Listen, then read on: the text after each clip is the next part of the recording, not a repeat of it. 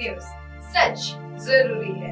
नमस्कार दर्शकों, आप देख रहे हैं MNS न्यूज टीवी और मैं हूं आपके साथ श्रद्धा तिवारी। तो आइए देखते हैं आज की खास खबर।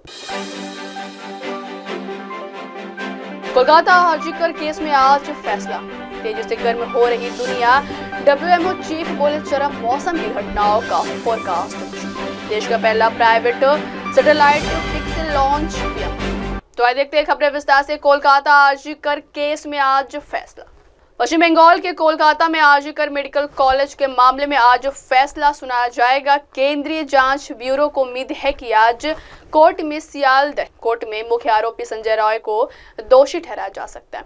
सत्र न्यायालय के न्यायाधीश अनिर्बन दास शनिवार यानी 18 जनवरी को CBI की पहली चार्जशीट पर फैसला सुना सकते हैं। एक ऑन ड्यूटी PGT इंटर्न के साथ 9 अगस्त को अस्पताल परिसर में बेरहमी से बलात्कार और हत्या कर दी गई थी। 13 अगस्त को कोलकाता पुलिस से मामला संभालने के बाद केंद्रीय एजेंसी ने 120 से अधिक गवाहों के बयान दर्ज किए।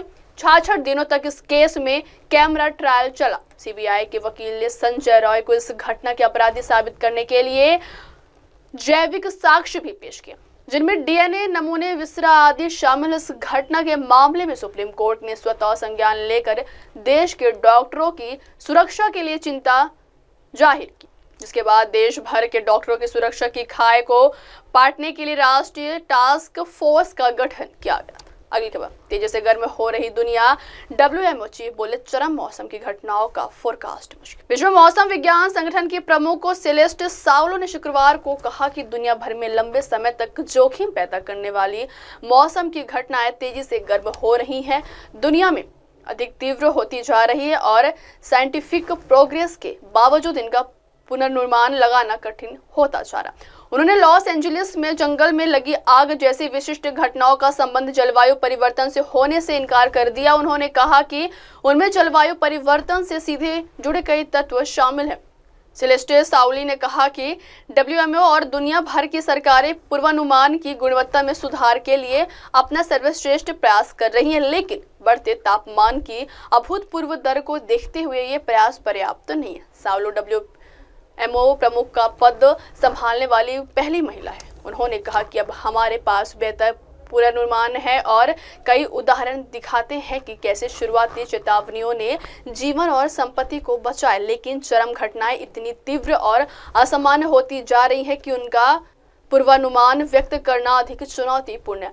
साउलो ने कहा है कि विज्ञान प्रगति कर रहा है और हम अपनी समझ में सुधार कर रहे हैं, फिर भी चरम घटनाओं के लिए अत्यधिक कार्रवाई की आवश्यकता है। अगली खबर, देश का पहला private satellite pixel launch. PM Modi ने एक्स पर पोस्ट कर भारत की पहले प्राइवेट सैटेलाइट कॉन्स्टेलेशन को लॉन्च करने के लिए पिक्सेल स्पेस की सराहना की। उन्होंने कहा कि यह भारतीय युवाओं की असाधारण प्रतिभा और स्पेस इंडस्ट्री में निजी क्षेत्र की बढ़ती क्षमताओं को बताता है। बेंगलुरु की कंपनी ने लॉन्च किया देश का पहला प्राइवेट सैटेलाइट। पिक्सेल ने अप्रैल 2022 में अपना स्पेस सफर शुरू किया।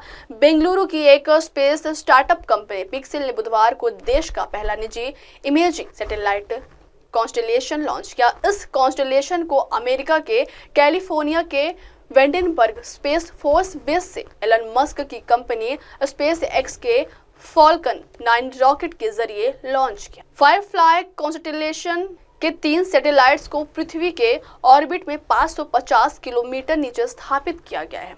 अब तक भारत में सटीक पृथ्वी इमेजिंग सैटेलाइट्स का संचालन मुख्य रूप से इसरो करता रहा है, जिसके पास मौजूदा समय में लगभग 52 सैटेलाइट्स है। लेकिन पिक्सेल जैसी कंपनियां प्राइवेट सेक्टर में स्पेस लॉन्चिंग को नई ऊंचाइयों पर ले जा रही। वक्त हो चला दर्शकों, ब्रेक से लौटने के बाद देखिएगा देश और दुनिया की तमाम बड़ी खबरें। बने रहिए MNS न्यूज टीवी पर। नमस्कार। आप देख रहे हैं MNS न्यूज, सच जरूरी।